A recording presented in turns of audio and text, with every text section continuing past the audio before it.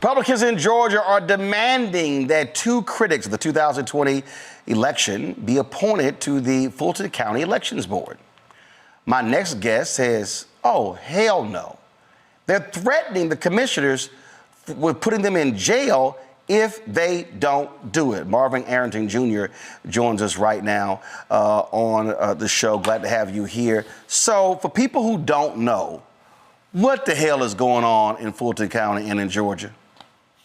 Well, Roland, unfortunately, we're seeing the fall of democracy not only at the federal and state level, but now also at the local level in Fulton County. The Fulton County Elections Board is comprised of 5 members, 2 nominations from the Democratic Party, 2 nominations from the Republican Party, and the chair of the election board is nominated by the Fulton County Board of Commissioners. The Republicans have nominated 2 people who are, not only election deniers, but they're actually obstructionists and have no good intentions towards Fulton County government. And so when the motion was made to appoint them, I actually did a substitute motion to file their nominations in order to prevent the Republican Party from bringing those 2 names back. Now, we're not against voting or supporting or appointing Republican Party members, but what has happened is since 2022, the MAGA Republicans have taken over the Fulton County Republican Party. And so what we're dealing with is the MAGA Republicans who are trying to put their people in place and basically do whatever they can to obstruct the elections coming up. And so, they were my substitute motion passed 5-2 to prevent these 2 names from coming back. They went to a judge, and the judge said that we are compelled to vote for them. That Fulton County shall appoint from their nominations. Now, the way I read that is that the Fulton County Board of Commissioners are the only people that can appoint and that the parties can nominate. Right. And that's the nomination. That's called a suggestion. That's called a recommendation, but not, you are mandated. Matter of fact, this actually was in the West Wing. There was an episode of the West Wing where Martin Sheen was like, I'm going to consider someone else. It's like, well, you can't do that because historically this is always what happened. The Republicans appoint this person and Democrats appoint this person and you follow recommendations. He's like, no, I'm not going to do that. And it became a thing. So this idea that you're compelled, I'm sorry, y'all are elected. Yeah, no one can tell me how to vote, right? I vote my conscience. I vote my conscience. So the judge cannot tell me to vote for any person or any issue or any item on the agenda. Just like you can't tell the judge how to rule. Precisely. And so therein lies the rub, right? The judge is saying that Fulton County has to do it. And typically what happens, the parties nominate someone. Just like with a presidential nomination, it needs Senate confirmation.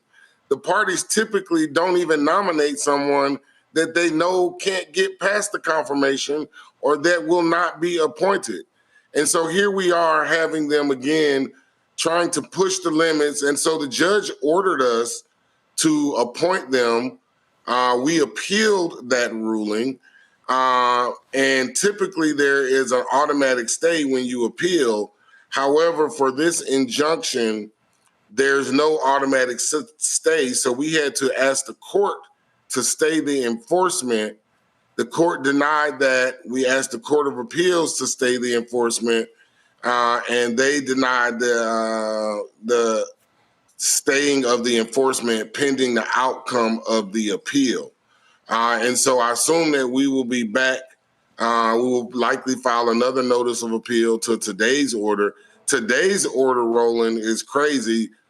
The judge ruled today that Fulton County will now have to pay $10,000 a day until we appoint these members.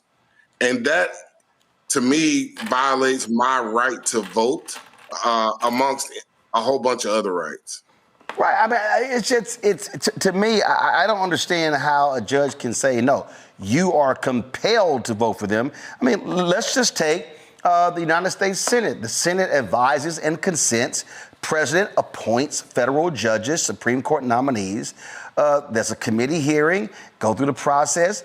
This doesn't say that, oh, well, because the president appoints them, you have to vote for them. Even if it's your own party, you can vote however you want to. Right. And so the idea that this judge can tell us that we absolutely have to vote for these people is like, I can't comprehend it, right? And, you know, as a commissioner, I have a right to vote yay. I have a right to vote nay. I have a right to abstain. I have a right to not vote at all. At the last meeting on Wednesday the 19th, I was actually in the hospital, so I wasn't even there. So the judge can't even compel us to attend or show up at a meeting, let alone how to vote at that meeting. And so I think the judge's reasoning is flawed. I think the cases that he relies on is flawed, because the case that he relies on talks about a Superior Court clerk having to do their job. Well, Superior Court clerks have to accept filings. They have to accept all filings. Their job is mandatory, not discretionary. My job as a commissioner, every vote that I have is discretionary. And so the judge is, I think, invading my right to vote. And I think that's a violation of my constitutional right. Last question before I go to my panel. This is a county elections board, right? Yes. Aren't there other commissions in Fulton County? And don't y'all approve who sits on those commissions and boards? Yes, we do. They all are a little different. This one is a result of a local law from the state legislature. And so, you know, we're obviously going to have to try to work with our state partners to try to amend this language. Right, but this is, for people who don't know, again, this is Republicans in the state capitol passing a law specifically for Fulton County to mandate y'all do what they want to do. So in essence, this is the state trying to usurp your power as a county commissioner. Yes, and we have home rule, and the local laws should take precedence. But, you know, we're just trying to deal with this thing the way it's written. And there is no remedy for what happens if we don't appoint, right? The law is silent on that matter. And so we're going to have to try to work with our local delegation, our Fulton County delegation. But obviously, you know, the Republicans have control of the state house and the state senate. Actually, last question. Do y'all have to put it on the agenda? Well, I thought my motion to file would have prevented it from coming back on the agenda. That was my intention, was to not have either of these two names come back. But yes, the Republican Party could nominate two new people, two people that they think could pass. And again, it's not that we don't want to vote for a Republican. I've been on the commission for 11 years now, and I've voted for numerous Republicans to serve on the election board, just not these two. All right. Commissioner Arrington, we appreciate it. Thanks a lot. Thank you so much. Let me go to my panel here. Rebecca, I'll start with you. This is what people need to understand what's happening all across this country. Republicans, where they control the legislature, this is happening in Texas, Mississippi, Alabama, Louisiana, Tennessee, South Carolina, Arkansas. They're passing laws saying, we're going to tell you what to do. Memphis passes a law when it comes to police stops. The Tennessee legislature says, no, forget that. You can't do that. I'm sorry, how do you're telling us? The governor of Tennessee unveils this Elon Musk, whatever the hell it was, thing in Nashville, doesn't invite the state rep who represents Nashville and the airport city. This is what Republicans are doing.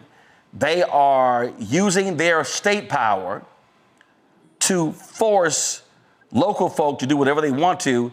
And in so many of these places, it's black leadership. So it's like, Roland, I was thinking the entire time during that segment, I really wanted to ask him, like, who's your counsel? Like, who's your attorney? At this point, it needs to go to appeal because what the lower court judge said doesn't even make sense. But here's the next thing. Okay, so who's going to jail you? Who's going to prosecute you? Because the last time I checked, Fani Willis is still the DA of Fulton County. So if Fani Willis's office says that we will decline to prosecute you, Commissioner, then what happens next? So I hear a whole bunch of, well, these people are saying, but it's a bunch of low literacy people who don't know anything about civic engagement, don't know anything about civics, trying to tell a lot of black leadership what they can and can't do. And so we still have laws here, and the commissioner is not compelled on how to vote. Now, if there's a requirement, hey, you need to show up and you need to vote, now you can argue that whether or not that commissioner actually indeed has to show up and perform their elected duties. But to compel them to vote a certain way, that they can't do that. So I really want to ask, who's your counsel? Who's advising you here? Because just on its face, this is not something that could be done. But the problem here, Larry, is that because it was a state law, so the conflict here is the Republicans in the legislature passed the law to mandate counties do these things. And so this is the county saying, hey, we think your law, frankly, is unconstitutional. This judge is saying, oh, no, that's a state law. You got to follow it. Yeah. And, it's always interesting how when it comes to rules and regulations, it varies, right? So if it's about power and control and we're dealing with black folks and you want to put them under your boot, then the laws matter. When in the reverse is a case and it comes to independence and, trying to do things to make sure you, improve, aspects of the community, then it's something that you're not allowed to do. So it's really a contradiction. And as we just heard, this really makes absolutely no sense. How can you mandate that someone votes a specific way? And Roland, I'm glad you highlighted what we see at these Republican legislators throughout the country, including Florida, in terms of forcing Black/Democratic counties, cities, et cetera, to do exactly what they want to do, which rarely are in the best interest of the constituents in which these leaders, support. We just had the mayor from Chicago on and talking about that. So this is another example of the difference between democracy and power we see in the United States. There's no focus on democracy. This is about power and forcing you to do something for individuals to be, placed in this position of power where they can do things. And we already heard a lot about in terms of the kind of backgrounds and interests these individuals has in terms of their right-wing, ideology is make you do things that you don't want to do because you know that it's going to cause short and long-term problems. And we know as what's happening here in a year or two, in terms of very important elections in Georgia that can really, once again, go in either direction in terms of whether it is, we have maintained a Democratic seat or you lose a Democratic seat. And Roland, that's really what's going on here. And this is why, Zabora, I keep telling people why there has to be a fight for these state rep seats to keep the Republicans from being able to have super majorities. Because if they have a super majority, then they can pass these laws. That's the problem in Tennessee. The city of Nashville literally had a civilian review board. The Tennessee legislature outlawed that, saying, oh, no, you can't do that. Hello, I'm Isaac Hayes III, founder and CEO of Fanbase. Listen to what I'm about to tell you. The window to invest in Fanbase is closing. We've raised over $10.6 million of our $17 million goal. That means there's room for less than 6,370 people to invest in Fanbase for the average amount. The minimum to invest in Fanbase right now is $399. That makes you an owner in Fanbase today. Go to startengine.com/fanbase to invest. Why? because current social apps have taken advantage of users for far too long, with content suppression, shadow banning, harmful racist content, and no real tools for monetization and equity. Fanbase has over 1.4 million users and counting, allowing anyone to reach all their following and monetize their content from day one. Social media is the new TV, and whoever owns the apps that distribute that content have the opportunity to own potential billion-dollar companies. While big platforms with uncertain futures are failing to serve their users, Fanbase is stepping up to fill the gap. Don't wait until it's too late. Invest now, invest for yourself and your future. Go to startengine.com/fanbase and own the next generation of social media.